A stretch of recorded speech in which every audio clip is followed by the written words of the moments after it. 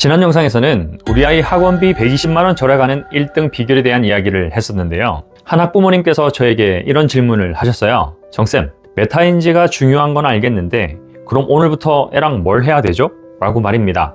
맞습니다. 방향을 알았으면 이제 페달을 밟아야 되겠죠. 이번 영상에서는 상위 1% 아이들이 매일 밤 잠들기 전 20분 동안 몰래 하는 이 습관에 대해서 이야기를 해보려고 합니다. 학원 3군데 다니는 것보다 성적을 5배 빨리 올리는 메타인지 학습법 실전 3단계를 지금 바로 공개합니다. 영상 끝까지 시청해주세요.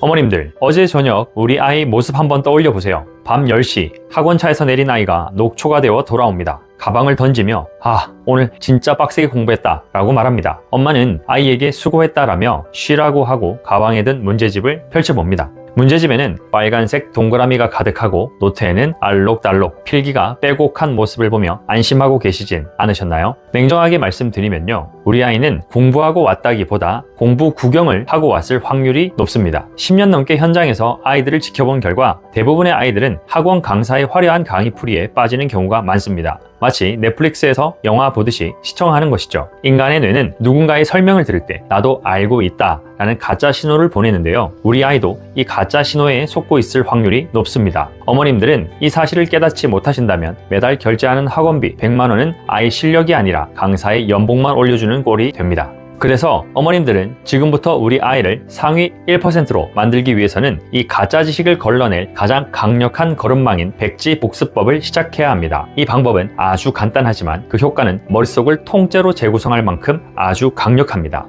골든타임을 잡아라. 우리 아이의 골든타임은 학원 숙제를 막 끝냈거나 집으로 돌아온 직후가 가장 좋습니다. 이때 아무것도 적혀있지 않은 빈 종이 한 장을 아이 앞에 쓱 내미는 겁니다. 이제 마법의 주문을 외쳐주세요. 오늘 배운 것 중에 가장 중요하다고 생각하는 것 딱 3가지만 적어볼래? 라고 가볍게 제안하는 겁니다. 이때 중요한 규칙이 하나 있습니다. 학원이나 집에서 방금 풀어본 문제집이나 개념서는 절대 다시 들춰보게 해서는 안 된다는 것입니다. 오직 아이의 뇌 근육만을 사용해서 지식을 인출해내야 합니다. 여기서 부모님들이 가장 많이 묻는 돌발 상황들이 있습니다. 아이가 기억이 하나도 안 나요 라며 울상을 짓는다면 어떡할까요?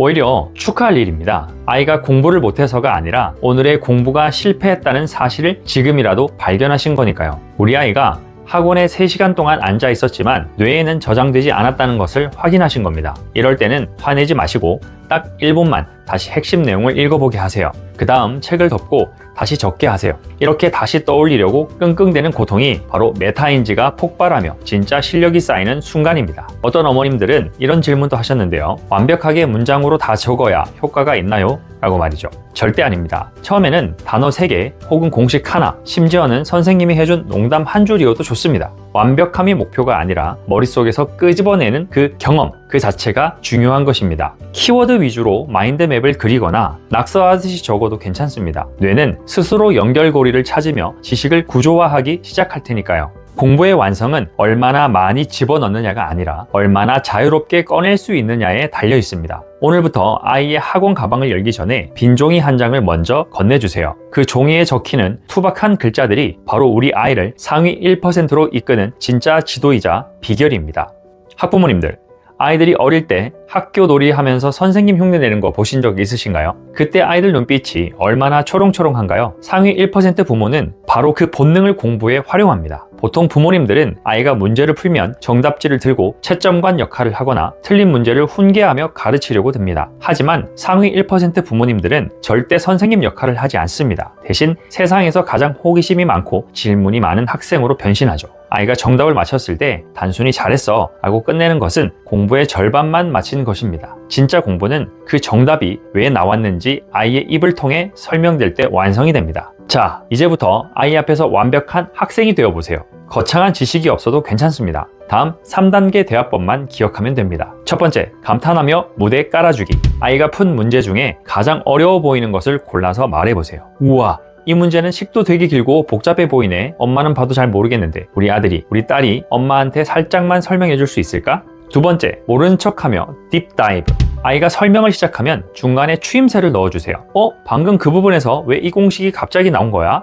엄마는 그 연결고리가 궁금해. 세 번째, 막히는 지점 축하해주기. 아이가 설명을 하다가 그러니까 이게 하고 머뭇거린다면 그때가 바로 공부의 구멍을 찾은 축복의 순간입니다. 방금 그 부분에서 막힌 거 보니까 내일은 이 개념을 한 번 더 보면 전교 1등 되겠는데? 라고 격려해 주세요. 이전에 한 어머님이 이렇게 질문을 하셨던 분이 있으셨어요. 아이가 설명을 귀찮아하거나 그냥 아는 거예요 라고 하면 어쩌죠? 라고 말이죠. 그건 아이가 아직 안다는 착각 속에 갇혀있기 때문입니다. 그럴 땐 엄마가 진짜로 알고 싶어서 그래. 네가 설명해 줄 때 엄마는 네가 제일 멋있어 보이거든. 이라며 아이의 자존감을 먼저 건드려 주세요. 누군가를 가르치기 위해서는 머릿속 정보를 논리적으로 구조화해야 합니다. 이 과정에서 자기가 아는 것과 모르는 것이 칼같이 분리되는 메타인지의 기적이 일어납니다. 이런 질문을 하신 분도 있으신데요. 제가 수학이나 영어를 잘 몰라도 가르치게 할 수 있을까요? 라고 말이죠. 저는 오히려 부모님이 모를수록 효과가 극대화된다고 생각합니다. 부모님이 잘 알면 자기도 모르게 그게 아니지 라며 가르치려 들거든요. 부모님이 진심으로 궁금해하는 표정을 지을 때 아이는 설명의 주도권을 쥐고 더 깊이 사고하게 됩니다. 설명하다 막히는 지점이 바로 아이가 내일 보충해야 할 진짜 공부 리스트가 됩니다. 상위 1% 아이들의 공부방은 조용하지 않습니다. 끊임없이 누군가에게 설명하고 논리를 세우는 소리로 가득하죠. 오늘 저녁 정답지 대신 빈 공책과 호기심 어린 눈빛을 준비해보세요. 엄마가 최고의 학생이 되어줄 때 우리 아이는 비로소 공부의 주인공인 전교 1등 선생님이 될 것입니다. 어머님들, 아이들 문제집 채점할 때마다 비가 내리는 오답 페이지를 보면 한숨부터 나오시죠? 보통은 틀린 문제에 체크 표시하고 해설지를 보거나 학원 선생님의 설명을 듣고 다시 풀어보게 합니다. 그리고 아이가 이제 알아요 라고 하면 공부가 끝났다고 생각하시죠. 하지만 이게 바로 성적이 정치되는 가장 큰 이유입니다. 상위 1% 부모들은 압니다. 틀린 문제는 다 같은 오답이 아니라는 사실을요. 단순히 다시 풀어보는 게 중요한 게 아니라 내가 왜 틀렸는지 그 본질적인 이유를 스스로 분류하게 해야 합니다. 원인을 모르는 처방은 약이 아니라 독이 될 뿐입니다. 오늘부터 아이와 함께 오답 옆에 딱 3가지 기호만 표시하는 오답 등급제를 도입해 보세요. 이 사소한 습관이 아이의 공부 효율을 5배 이상 끌어올릴 것입니다. 동그라미 표시, 아깝다 단계. 풀줄도 알고 개념도 완벽한데 단순 계산 실수나 문제를 잘못 읽어서 틀린 경우입니다. 상위 1%는 여기에 매달리지 않습니다. 실수는 집중력의 문제이지 실력의 문제가 아니기 때문입니다. 가볍게 다시 풀어보고 넘어가게 두세요.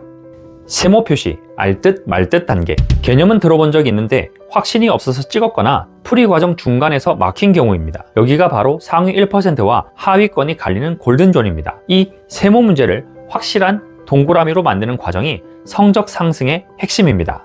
X 표시, 이게 뭐지? 단계. 개념 자체가 머릿속에 없거나 아예 손도 못 댄 문제입니다. 상위 1% 부모는 아이가 이 문제를 당장 못 푼다고 다그치지 않습니다. 지금 수준에서 너무 어려운 문제는 과감히 뒤로 미루는 안목을 길러줍니다. 시간은 한정되어 있습니다. 상위 1%는 선택과 집중의 천재입니다. 1번, 실수 단계는 주의력만 높이면 되고 3번, 몰라요 단계는 기초 체력을 더 쌓아야 넘을 수 있는 벽입니다. 지금 당장 성적을 올리는 치트키는 바로 2번, 헷갈린 단계입니다. 이 세모 표시된 문제만 골라서 완벽하게 내 것으로 만들어도 전교 등수가 바뀝니다. 모든 문제를 다 잡으려다 정작 잡아야 할 고기를 놓치지 마세요. 그건 지금 아이가 듣고 있는 수업이나 문제집의 난이도가 수준에 전혀 맞지 않다는 강력한 데이터입니다. 이때야말로 학원 셔틀을 멈춰야 할 때입니다. 아이의 자존감을 깎아먹는 X가 가득한 공부 대신 세모가 동그라미가 되는 성취감을 맛볼 수 있는 낮은 단계의 학습으로 돌아가야 합니다. 그것이 진정한 사교육 다이어트의 시작입니다.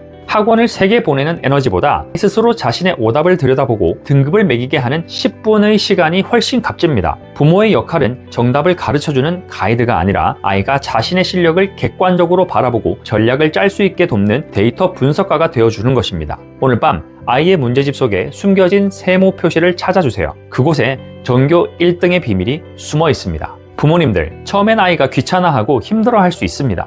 당연한 것입니다. 생각하는 건 에너지가 많이 드는 노동이거든요. 하지만 이 과정을 딱 3주만 견딘다면 아이는 학원에 의존하는 들러리에서 공부를 지배하는 주인공이 됩니다. 오늘 소개한 3가지 중 딱 하나만 오늘 저녁에 실천해보세요. 어떤 변화가 있었는지 댓글로 공유해주시면 제가 직접 피드백 드리겠습니다. 다음 영상에서는 우리 아이들이 왜 공부를 싫어하는지 그 근본적인 학습 정서를 회복시키는 골든타임을 다뤄보겠습니다. 오늘도 아이와 함께 성장하는 부모님들을 응원합니다. 그럼 지금까지 정쌤이었습니다. 감사합니다.